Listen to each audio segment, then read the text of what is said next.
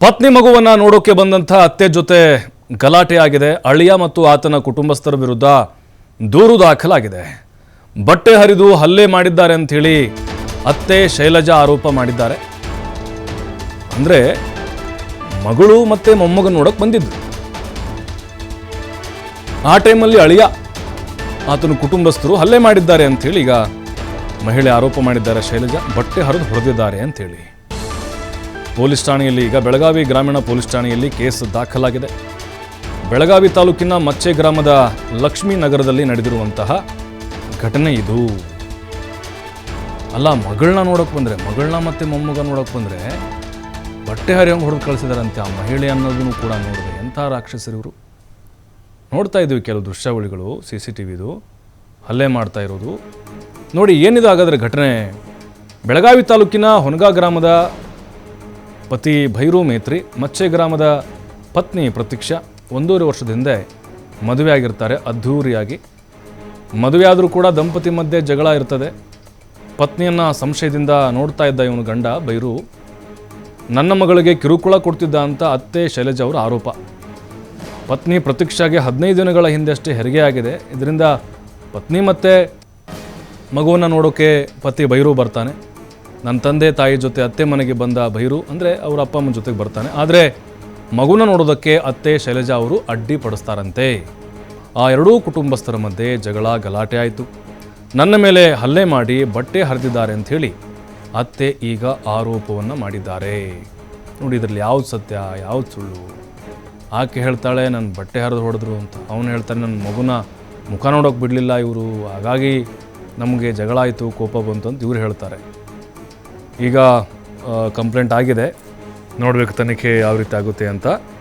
ನೋಡಿ, ಆವತ್ತು ಆದಂಥ ಒಂದು ಘಟನೆ ಇದು CC ಕ್ಯಾಮ್ರಾದಲ್ಲಿ ಸೆರೆಯಾಗಿದೆ. ಬೆಳಗಾವಿ ತಾಲೂಕಿನ ಹೊನಗಾ ಗ್ರಾಮದವನು ಇವನು ಭೈರು, ಮಚ್ಚೆ ಗ್ರಾಮದ ಪ್ರತೀಕ್ಷಾ ಅನ್ನೋರನ್ನ ಮದುವೆ ಆಗಿರ್ತಾನೆ. 1.5 ವರ್ಷದ ಹಿಂದೆ ಅದ್ಧೂರಿಯಾಗಿ ಮದುವೆ ಮಾಡಿ ಕೊಟ್ಟಿದ್ದರು. ಆವಾಗ ಅವಾಗ ಜಗಳ ಆಗ್ತಾ ಇತ್ತು. ಈಗ ಅವನೇನೋ ಕಿರುಕುಳ ಕೊಡ್ತಿದ್ದಂತೆ ಹೆಂಡತಿಗೆ. ಜೊತೆಗೆ ಈಗ ತಾನೇ ಅವ್ರಿಗೆ ಹೆರಿಗೆ ಆಗಿತ್ತು, 15 ದಿನದಷ್ಟೇ. ಮಗು ನೋಡೋಕ್ಕೆ ಬಂದಂಥ ಸಂದರ್ಭದಲ್ಲಿ ಅವರು ಅವಕಾಶ ಕೊಟ್ಟಿಲ್ಲ ಅನ್ನುವಂಥ ಕಾರಣಕ್ಕೆ ಹೊಡೆದಿದ್ದಾನೆ ಅನ್ನುವಂತಹ ಆರೋಪ ಮಾಡಿದ್ದಾರೆ.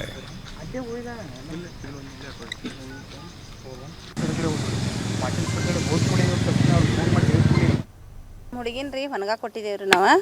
ಈಗ 1 ವರ್ಷ ಆತ್ರಿ ಮದುವೆ ಆಗಿ. ಒಟ್ಟು ಹುಡುಗಿಗೆ ಟಾರ್ಚರ್ ಮಾಡ್ತಾನೆ ರೀ. ಸಂಶಯ ಮಾಡೋದ, ಬಡಿಯೋದ, ಹೊಡೆಯೋದ ಮಾಡ್ತಾನೆ ರೀ. ಮತ್ತು ವರದಕ್ಷಿಣೆ ನಾವು ಎಷ್ಟು ಖರ್ಚು ಮಾಡಿದೇವೆ ನೋಡು ಅಷ್ಟು ಮದ್ವೆ ಖರ್ಚು ಕೊಡ್ರಿ, ನಿನ್ನ ತವ್ರ ಮನೆಗೆ ಹೋಗಂತ ಹೇಳ್ತಾನೆ ರೀ. ಹಂಗಂತೇಳಿ 5-6 ತಿಂಗಳು ಅಲ್ಲೇ ತೆಗೆದಿಡ್ರಿ. ನಾವು ಸಮಜೂತಿ ಹೇಳಿ ಬಂದಿದ್ದೀವಿ ರೀ, ಹ್ಞೂ ಅಂತ ಜೀವನ ಮಾಡಿಡ್ರಿ ಅಂದ್ರೂ ಆಕಿಗೆ ಒಟ್ಟು ಜೀವನ ಮಾಡೋಕೆ ಕೊಡುವಾರಾಗಿರ. ಮತ್ತು 5 ತಿಂಗಳ ಹೊಟ್ಟಿಲಿ ಇದ್ದಳ್ರಿ. ಹೊಟ್ಟಿಲಿ ಇದ್ದಳು ದೀಪಾವಳಿ ಹಬ್ಬಕ್ಕಂತ ಕರ್ಕೊಂಬಂದೀನಿ ರೀ. ಹಬ್ಬಕ್ಕಂತ ಕರ್ಕೊಂಬಂದೀನಿ ರೀ. ಇಲ್ಲಿ ನಾ ಕೆಲ್ಸಕ್ಕೆ ಹೋಗ್ತೀನಿ ರೀ. ಹಬ್ಬಕ್ಕಂತ ಕರ್ಕೊಂಬಂದೇನು ಮರನೇ ದಿವಸ ಚಾಕು ತೊಗೊಂಡು ನನ್ನ ಕಂಪ್ನಿಗೆ ಕೊಲ್ಲಾಕ್ ಬಂದಿದ್ರಿ ಅವನ. ನಾಳೆ ನಾನು ಹಿಂತಿನ ಯಾಕೆ ಕಳಿಸವಲ್ಲಂತಿ. ಹಬ್ಬ ಮುಗಿಸಿ ಕಳಿಸ್ತೇನೆ ಅಂತಂದ್ರೆ ಧೀರ್ ಹಿಡಿವಲ್ರಿ. ನನ್ನ ಚಾಕು ತೊಗೊಂಡು ಕೊಲ್ಲಾಕ್ ಬಂದಿದ್ರಿ. ಇದೆಲ್ಲ ಸ್ಟೇಷನ್ಗೆ ನಾವು ಬಂದು ಕಂಪ್ಲೇಂಟ್ ಮಾಡಿದೀವಿ ರೀ. ಹುಡುಗಿನ್ರಿ ಹೊನಗಾ ಕೊಟ್ಟಿದ್ದೇವ್ರಿ ನಾವು. ಈಗ 1 ವರ್ಷ ಆತ್ರಿ ಮದುವೆ ಆಗಿ. ಒಟ್ಟು ಹುಡುಗಿಗೆ ಟಾರ್ಚರ್ ಮಾಡ್ತಾನೆ ರೀ. ಸಂಶಯ ಮಾಡೋದ, ಬಡಿಯೋದ, ಹೊಡೆಯೋದ ಮಾಡ್ತಾನೆ ರೀ. ಮತ್ತು ವರದಕ್ಷಿಣೆ ನಾವು ಎಷ್ಟು ಖರ್ಚು ಮಾಡಿದೇವೆ ನೋಡು ಅಷ್ಟು ಮದ್ವೆ ಖರ್ಚು ಕೊಡ್ರಿ, ನಿನ್ನ ತವ್ರ ಮನೆಗೆ ಹೋಗಂತ ಹೇಳ್ತಾನೆ ರೀ. ಹಂಗಂತೇಳಿ 5-6 ತಿಂಗಳು ಅಲ್ಲೇ ತೆಗೆದಿಡ್ರಿ. ನಾವು ಸಮಜೂತಿ ಹೇಳಿ ಬಂದಿದ್ದೀವಿ ರೀ, ಹ್ಞೂ ಅಂತ ಜೀವನ ಮಾಡಿಡ್ರಿ ಅಂದ್ರೂ ಆಕಿಗೆ ಒಟ್ಟು ಜೀವನ ಮಾಡೋಕೆ ಕೊಡುವಾರಾಗಿರ. ಮತ್ತು 5 ತಿಂಗಳ ಹೊಟ್ಟಿಲಿ ಇದ್ದಳ್ರಿ. ಹೊಟ್ಟಿಲಿ ಇದ್ದಳು ದೀಪಾವಳಿ ಹಬ್ಬಕ್ಕಂತ ಕರ್ಕೊಂಬಂದೀನಿ ರೀ. ಹಬ್ಬಕ್ಕಂತ ಕರ್ಕೊಂಬಂದೀನಿ ರೀ. ಇಲ್ಲಿ ನಾ ಕೆಲ್ಸಕ್ಕೆ ಹೋಗ್ತೀನಿ ರೀ. ಹಬ್ಬಕ್ಕಂತ ಕರ್ಕೊಂಬಂದೇನು ಮರನೇ ದಿವಸ ಚಾಕು ತೊಗೊಂಡು ನನ್ನ ಕಂಪ್ನಿಗೆ ಕೊಲ್ಲಾಕ್ ಬಂದಿದ್ರಿ ಅವನ. ನಾಳೆ ನಾನು ಹಿಂತಿನ ಯಾಕೆ ಕಳಿಸವಲ್ಲಂತಿ. ಹಬ್ಬ ಮುಗಿಸಿ ಕಳಿಸ್ತೇನೆ ಅಂತಂದ್ರೆ ಧೀರ್ ಹಿಡಿವಲ್ರಿ. ನನ್ನ ಚಾಕು ತೊಗೊಂಡು ಕೊಲ್ಲಾಕ್ ಬಂದಿದ್ರಿ. ಇದೆಲ್ಲ ಸ್ಟೇಷನ್ಗೆ ನಾವು ಬಂದು ಕಂಪ್ಲೇಂಟ್ ಮಾಡಿದೀವಿ ರೀ. ಹುಡುಗಿನ್ರಿ ಹೊನಗಾ ಕೊಟ್ಟಿದ್ದೇವ್ರಿ ನಾವು. ಈಗ 1 ವರ್ಷ ಆತ್ರಿ ಮದುವೆ ಆಗಿ. ಒಟ್ಟು ಹುಡುಗಿಗೆ ಟಾರ್ಚರ್ ಮಾಡ್ತಾನೆ ರೀ. ಸಂಶಯ ಮಾಡೋದ, ಬಡಿಯೋದ, ಹೊಡೆಯೋದ ಮಾಡ್ತಾನೆ ರೀ. ಮತ್ತು ವರದಕ್ಷಿಣೆ ನಾವು ಎಷ್ಟು ಖರ್ಚು ಮಾಡಿದೇವೆ ನೋಡು ಅಷ್ಟು ಮದ್ವೆ ಖರ್ಚು ಕೊಡ್ರಿ, ನಿನ್ನ ತವ್ರ ಮನೆಗೆ ಹೋಗಂತ ಹೇಳ್ತಾನೆ ರೀ. ಹಂಗಂತೇಳಿ 5-6 ತಿಂಗಳು ಅಲ್ಲೇ ತೆಗೆದಿಡ್ರಿ.